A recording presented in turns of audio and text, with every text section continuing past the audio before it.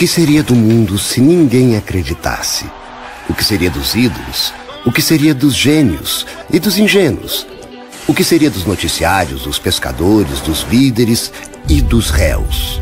Se ninguém acreditasse, o que seria das fadas, da visão de raio laser, dos finais de filme e o abracadabra? O que seria do 1º de abril, do 25 de dezembro e dos 9 meses?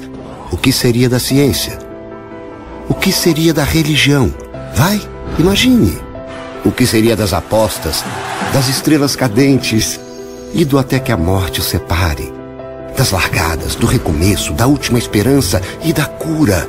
O que seria dos que chegaram ao fundo do poço, do reserva, do dia de amanhã, das contagens regressivas, do primeiro passo e do segundo? Dos amores, dos revolucionários, dos poetas, do Oriente, do Ocidente, da paz, dos sonhadores? O que seria da minha vida? O que seria da sua? Se você não acreditasse, o que você seria? Acredite em você.